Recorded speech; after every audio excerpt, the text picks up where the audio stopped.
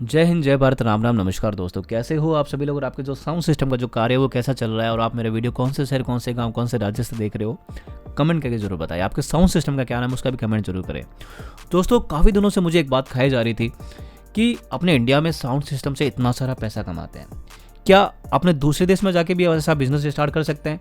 अपने को एम्पलीफायर कितने का मिलेगा, मिक्सर कितने का मिलेगा, वहाँ पे किराया कितना मिलेगा, ये सब बात जानने के लिए मैंने अपना फ्लाइट बुक किया अहमदाबाद के इंटरनेशनल एयरपोर्ट से थाईलैंड के लिए।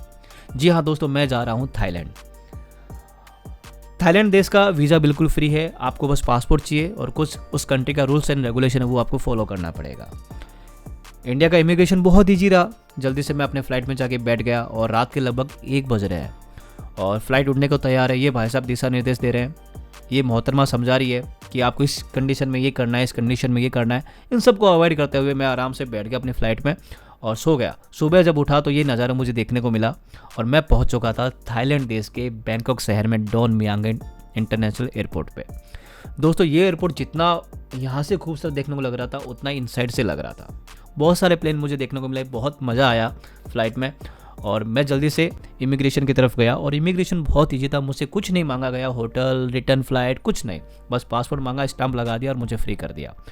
और मुझे भी जल्दी से जाना था किसी साउंड शॉप पे ये पता करने के लिए कि वहाँ पे बिज़नेस करना इजी है कि नहीं है। दोस्तों, सारी जानकारी आज आपको इस वीडियो में मिलेगी, वीडियो में बने रहिए आप। अगर आपको भी ऐसा लगता है कि आपको बाहर जाके बिज़नेस करना है, बाहर जाके आपको काम करना है, तो सारी जानकारी आपको इस वीडियो में मिलेगी। तो जल्दी से मैंने बस पकड़ा। लगभग मैंने 30 रुपये दिए वहाँ की करेंसी में, जो अपने इंडिया में करेंसी है अपने 2.5 रुपये, वहाँ का भी 1 रुपये आसपास है, एक बात के आसपास। अपने इंडियन रुपीज़ बोलते हैं, वो बात बोलते हैं। और दोस्तों, मैं जल्दी से पहुँच गया यहाँ के एक बड़े बस स्टैंड पे जिसका नाम था मोचित। दोस्तों, जो बस स्टैंड है वो बाहर से जितना खूबसूरत लग रहा था अंदर से उतना ऐसा मुझे लगा कि मैं वापस एयरपोर्ट में आ गया। और मैंने यहाँ पे जल्दी से 140 बात पे किए, लगभग इंडिया के 400 रुपये के आसपास मैंने यहाँ पे किया। और मैंने बस पकड़ा, एसी बस। यहाँ पे सारे मोस्टली मुझे एसी बस देखने को मिली जिसने मुझे 3 से 4 घंटे में पटाया छोड़ दिया। मैं आपको बता दूँ दोस्तों, मैं 3 दिन पटाया में रुका, 3 दिन मैं बैंकॉक में रुका और उसके बाद में मैं चाइना गया। तो आपको अगर वीडियो पसंद आया, वीडियो को कमेंट करिए, मैं चाइना का व्लॉग भी डाल दूंगा, क्योंकि मैं हांगकांग गया, मकाऊ गया, सारी जानकारी आपको नेक्स्ट वीडियो में मिल जाएगी। तो मैंने वहाँ जैसे ही मैं बस से उतरा तो मैंने वहाँ पे ऐसा ऑटो किया, जो एक प्रकार का ओपन ऑटो था ये, और उसने लगभग मेरे से 50 रुपये लिए मेरी होटल पे मुझे छोड़ने के लिए। होटल पहुँचने के बाद में मैंने जल्दी से अपना वहाँ पे बैग रखा और वापस मैं निकल पड़ा जाने के लिए साउंड की शॉप पे। मैंने गूगल में लोकेशन डाला, यहाँ पे नियर बाई कोई साउंड की दुकान है, तो उन्होंने बोला रॉक साउंड नाम से यहाँ पटाया शहर में एक दुकान है, और 1-2 दुकानें और भी थी बड़ी बड़ी। तो जल्दी से मैंने इस देश को देखा, मुझे काफ़ी ज़्यादा पॉजिटिव वाइब्स मिल रहा था, मेरे को बहुत ज़्यादा अच्छा लग रहा था इनकी सड़कों को देख के। बहुत सारी साफ़ सुथरी सड़कें, गाड़ियाँ, बहुत सिस्टमेटिक काम यहाँ पे ये रोडें मुझे देखने को मिली वहाँ पे।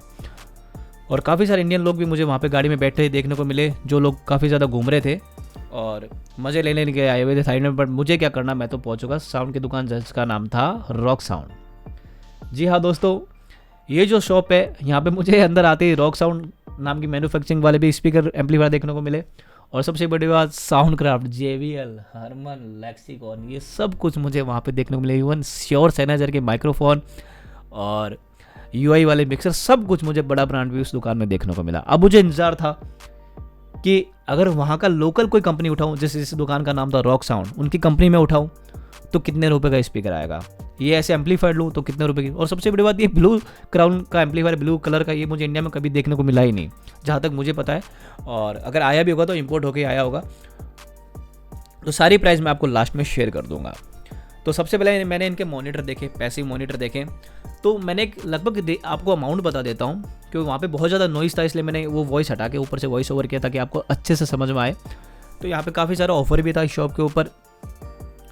तो जो 12 इंच का या 15 इंच का आप कोई मॉनिटर उठाते हो पैसिव के रूप में, तो उसके लिए लगभग आपको 8 से लेकर 15,000 बात तक के पे करने पड़ जाएंगे। इवन थोड़ा ऊपर भी पे करना पड़ेगा उस स्पीकर को लेने के लिए। तो मतलब इंडिया के लगभग 20 से 25,000 रुपये स्टार्टिंग प्राइस हो गया उस वहाँ की लोकल मैन्युफैक्चरिंग कंपनी का पैसों के लिए। आपको इतना देना पड़ेगा अगर वो आपको स्पीकर वहाँ पे उठाने हैं तो।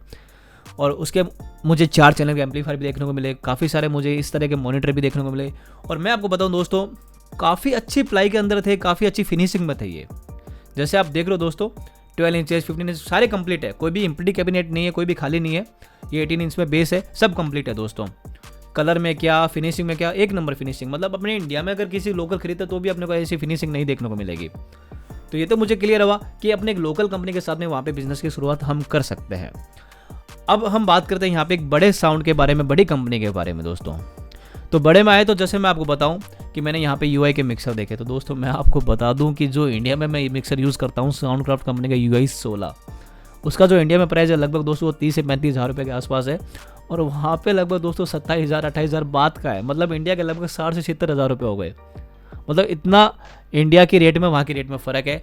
अगर वहाँ पे ये सेम मिक्सर अगर मैं ख़रीदता तो मुझे 60,000 रुपये 70,000 रुपये पे करने पड़ते।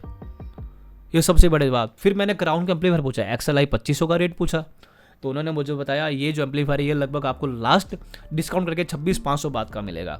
वही इंडिया के लगभग 55-60,000 65,000 रुपये का दोस्तों। तो इतना ज़्यादा डिफरेंस एक बड़े ब्रांड के अंदर। फिर मैंने पायोनियर के डिस्क जो कि पूछे, कुछ ब्रांड में रेट सिमिलर आ रहा था, 2-5 हज़ार का फ़र्क आ रहा था, बट दोस्तों मोस्टली मुझे हर केस में ये महंगा ही मिला। तो कुल मिला के मुझे निष्कर्ष ऐसा निकला कि दोस्तों आप कुछ भी कर सकते हो, वहाँ जाके बस पैसा चाहिए।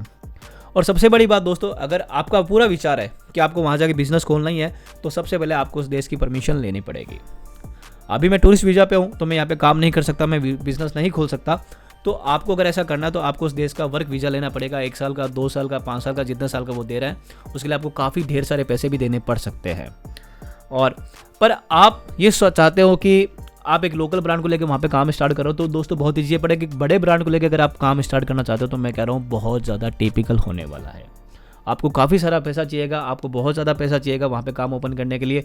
और सबसे बड़ी बात दोस्तों, आपको लोकली लोगों को हायर करना पड़ेगा, क्योंकि अगर आप वहाँ पे इनकेस 10-20 लाख रुपये छोटा मोटा सेटअप डालते हो, आप सोचते हो कि आपको वहाँ पे अच्छा खासा किराया मिलेगा। हाँ वो बात सही है, आप अगर 2 स्पीकर कहीं पे लगाओगे तो आपको 1000-2000 बात मिल जाएगा, जो इंडिया में लगभग आपको 500-700 रुपये मिलते हैं।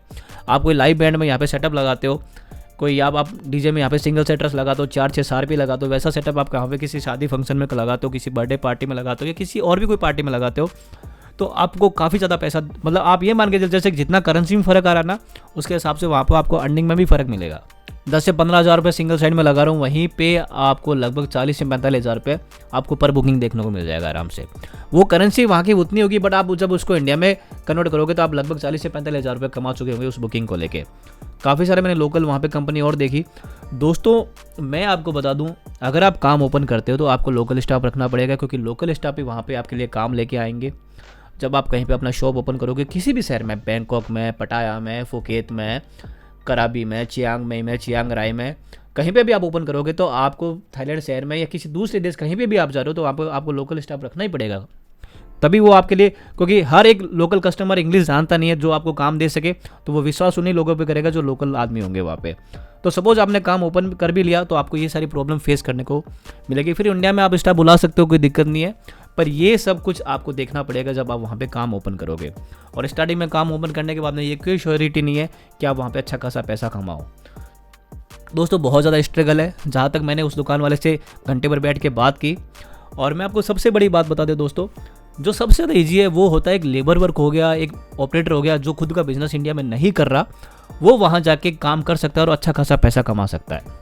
अगर वो आदमी सिंगापुर में जाके काम कर रहा है, मलेशिया में जाके काम कर रहा है, थाईलैंड में कर रहा है, दुबई में कर रहा है, तो वो जो लेबर वर्क 10 से 15 हज़ार रुपये इंडिया में कमा रहा है, या जो ऑपरेटर 20 हज़ार कमा रहा है, वो वहाँ जाके 3-4 गुना ज़्यादा आराम से कमा सकता है। मतलब महीने का 1,00,000-1,50,000 वो आराम से कमा सकता है, वहाँ जाके उस देश में जाके वो आराम से इतना पैसा कमा सकता है वो। तो कुल मिला के जो निष्कर्ष निकला वो यही निकला कि अगर आप दूसरे देश में जा रहे हो तो जो एक बिजनेसमैन जा रहा है तो वो मज़े लीजिए, घूमिए, जैसे मैं अभी आप वीडियो में देख रहे हो। पर अगर आप बिजनेस करने का सोच रहे हो तो आई थिंक सो वो बेटर सौदा नहीं रहेगा स्टार्टिंग के अंदर। अगर आपके पास खूब सारा पैसा है, आपको तो लगाना है, तो आप कर सकते हो, कोई दिक्कत नहीं है। और ये जो आप जितने सारे बार पब देख रहे हो दोस्तों, ये सारे इंडियन लोगों के ही हैं मोस्टली। ये सारे जन्नत हो गया, जलवा हो गया, नशा हो गया, ये मोस्टली अहमदाबाद के, गुजरात के लोग, ये इधर के लोग हैं जो काफ़ी ज़्यादा मुझे देखने को मिले वहाँ पे। और बहुत सारे इंडियन टूरिस्ट वहाँ पे मज़ा ले रहे थे, और काफ़ी सारे इंडियन लोग ही वहाँ पे डीजे बजा रहे थे। जो डीजे का काम कर रहे हैं या जो साउंड का काम कर रहे हैं वो मोस्टली इंडियन ही थे वहाँ पे। तो वहाँ जाके आप ऐसा कुछ करके पैसा कमा सकते हो, पर एज ए बिज़नेस खोलने के रूप में आई थिंक सो ये सौदा सही नहीं रहेगा। तो दोस्तों ये कुछ ऐसा शहर है, बहुत ही अच्छा देश है, साफ़ सुथरा देश है।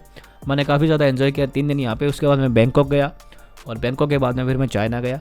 तो दोस्तों अगर आपको वीडियो पसंद है, वीडियो को लाइक कमेंट शेयर कीजिए।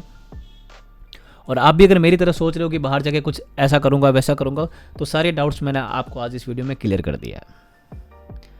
तो जैसा कि मैंने आपको बताया, अगर वीडियो पसंद है वीडियो को लाइक कमेंट शेयर कीजिए। और आप बस आज के वीडियो में इतना ही। मैं हूँ आपका दोस्त DJ संजय जोशी। धन्यवाद।